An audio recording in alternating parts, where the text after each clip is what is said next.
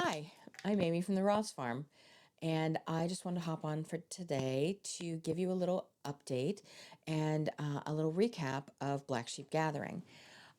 This past weekend, I was in Albany, Oregon at the Lynn County Fairgrounds doing the Black Sheep Gathering. And for me, Black Sheep was absolutely a a bucket list item. So I was really, really excited to go.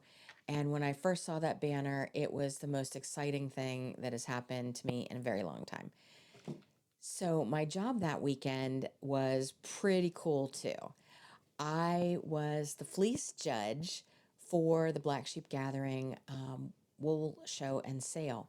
And there were over 450 fleeces, and I had to judge all of them.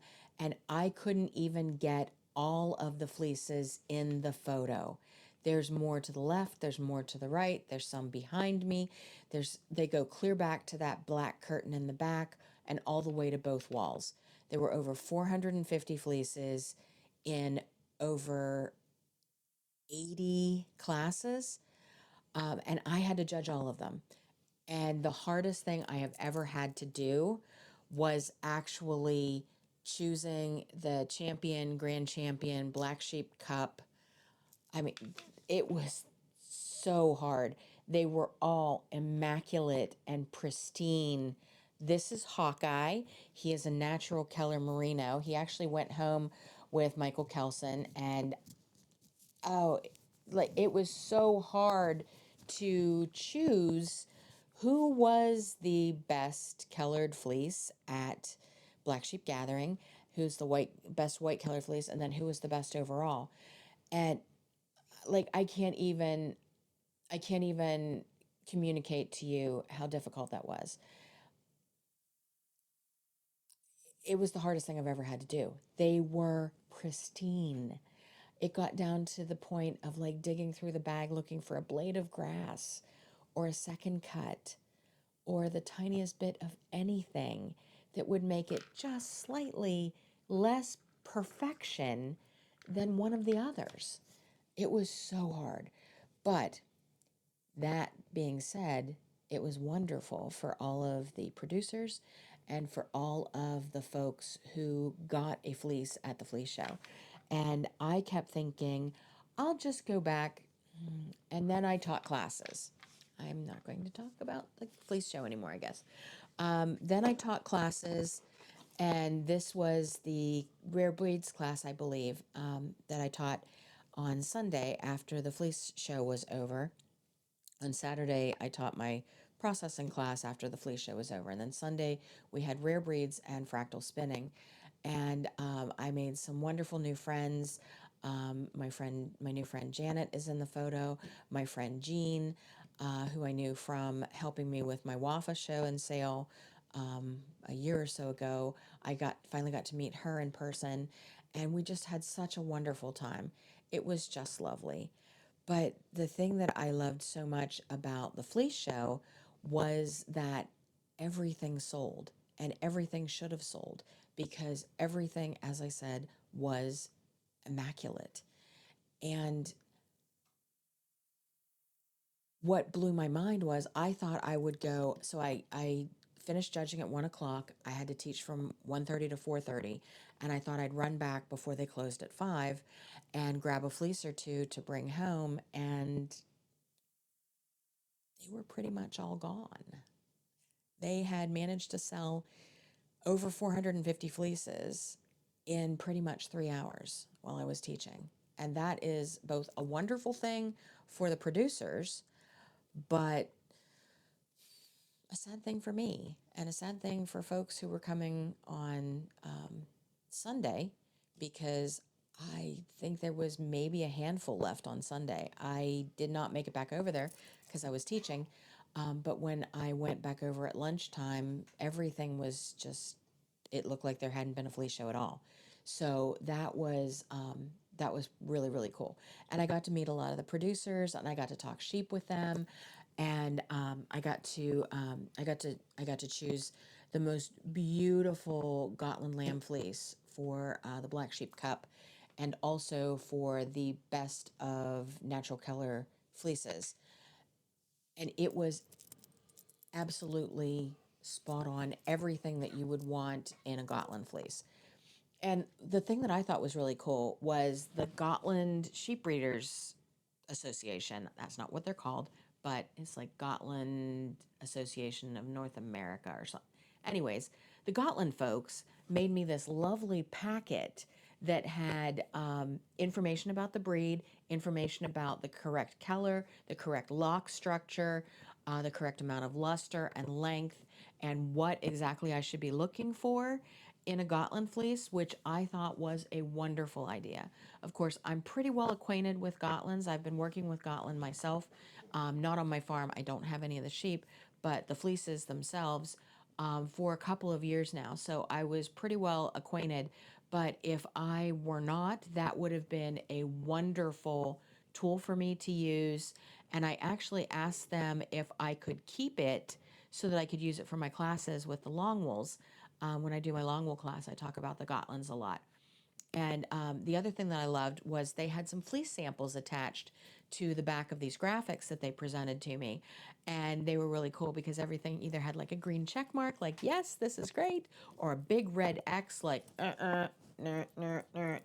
And so I thought that was really, really great that I could actually see some some lock samples of what they were looking for and what they weren't looking for, so that I could make sure that when I was choosing the winners of the Gotland show, because there was a Gotland show and there was also a natural color show. So the Natural Color Sheep Breeders Association had their annual show there. And then the Gotland show was also there. So I thought that was really, really cool that I got to do two of those big shows, and that they brought me this little graphic and some samples in case I didn't know what I was doing, which I wish more breed associations would do something like that so that more judges would have a real clear picture of what they were looking for. I have to say, I did have some Horn Dorset fleeces in the show that were absolutely the most pristine and beautiful, crimpy, gorgeous, bouncy Horn Dorset fleeces I've ever seen in my life. Quite possibly the most beautiful Horn Dorset fleeces I have ever seen in my life were at that show. And I think one of my students, I think Maker May, picked one of them up. That's one that I would have gone back for.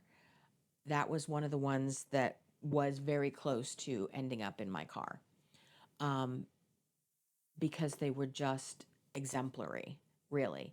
The producers that are attending Black Sheep Gathering, just, I mean, next level. They were so beautiful.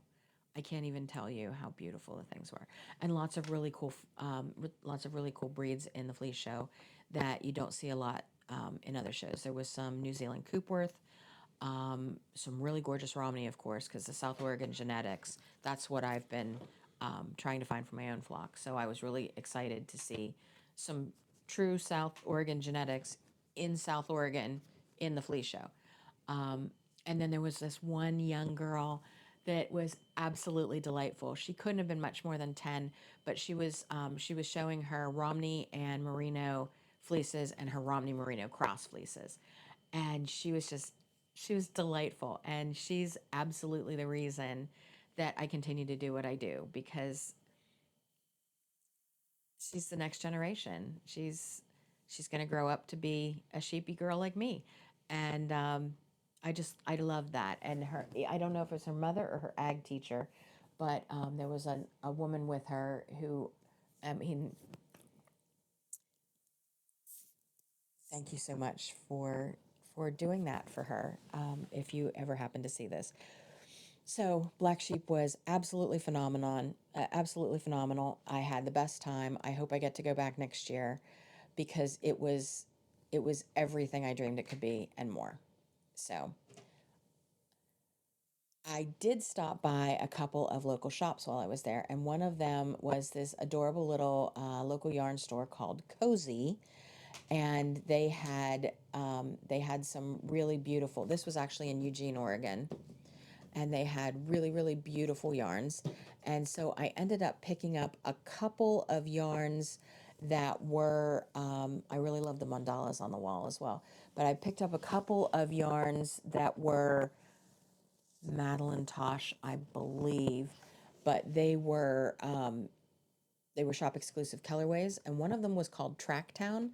And when I kind of wondered, like, why is it called Tracktown, I came to find out that apparently Eugene, Oregon is the home office, founding place of Nike. So there was a lot of references in the town to running and track and actually golf as well. I forget which golf brand it was, but then I stopped by an adorable little quilting store called the Quilt Loft, which was also in Eugene, Oregon, and they had a really lovely selection of fabrics, and I was able to pick up a few fabrics that I'm going to use for the backs of some of the stitching that I've been doing. I've been doing a lot of a lot of those patriotic stitching projects that I've been showing as they finish. And so I was able to find some really cool kind of red, tan, and blue, like ticking stripe that will really go quite well with those to make the little pillows that I've been envisioning. So, all in all, it was an excellent trip. I had a wonderful time. I hope I get to go back next year. And I wanted to get back on to a more normal recording schedule. So this week is going to be a little bit crazy. I recorded this episode, and then tomorrow we are going to record an episode about the preview for our Tour de Fleece this year. I did pick up the World of Wool Tour de Fleece mystery box, so we'll talk about that tomorrow. And I'm really excited about that. We've done Tour de Fleece in the past. We've actually had a couple of teams. I think one or two with Anna, and then I think either Hez or Linda handled a team for us a time or two as well. But this year, with all the drama, we just didn't get a team put together. So I'm going to just kind of do it rogue. So I've got my Hanson with me. We are actually on the road, and John has put together this lovely little to go box studio so that we can record when we're on the road. So I brought my Hanson, and we're gonna get to the Tour de Fleece preview tomorrow, and then on Saturday we will launch our Tour de Fleece episode, our Tour de Fleece kickoff episode, and it will be really starting to dive into the World of Wool mystery of the Golden Fleece, which I think is going to be super fun to do during Tour de Fleece. And I also have been working on some more new fractal samples for my fall classes. And my goal for Tour de Fleece is to try to work through some of the advent calendar fibers from the 2024 and 2025 World of Wool advent calendars, because I've kind of been hoarding my precious, but I want to get them spun up because somebody would like to have a hat or 13, and it is going to be winter before we know it. Right now, it is about 97 degrees outside, and so recording in the studio seemed like a really good idea today. So I am going to get back to my stitching. I'm still working on that. I'm still working on that project that I started at StitchCon, the Mary Halsey exemplary band sampler. So I'll show you more about that another time. But I did want to mention that Ross Farm Funky is back up on the website. I've also dropped a couple of other yarns there and some fibers that I hadn't thought about. And as I continue to unload the trailer, I will continue to put things up online. I have been I've been on the road a little bit lately, so I haven't had much time to do that, but I'm really excited to do that. And we are also going to be focusing in the month of July on the Perindale.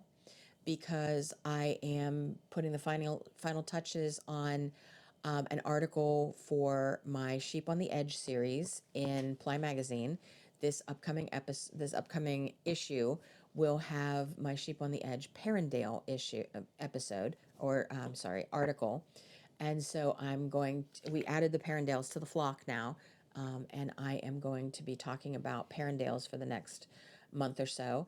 And there is some Perrindale fiber up on the website, I believe. If it's not, I'll try to get it up there either tonight or in the next couple of days. But if you haven't spun Perrindale, it's really, really pretty awesome.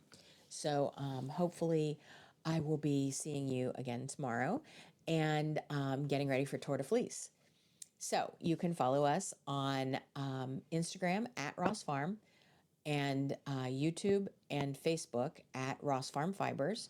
You can go to our website at therossfarm.com, and you can email me through the website or at info@therossfarm.com. Don't forget about our UK sheep tour coming up in July of 2027. And until tomorrow, we'll see you real soon.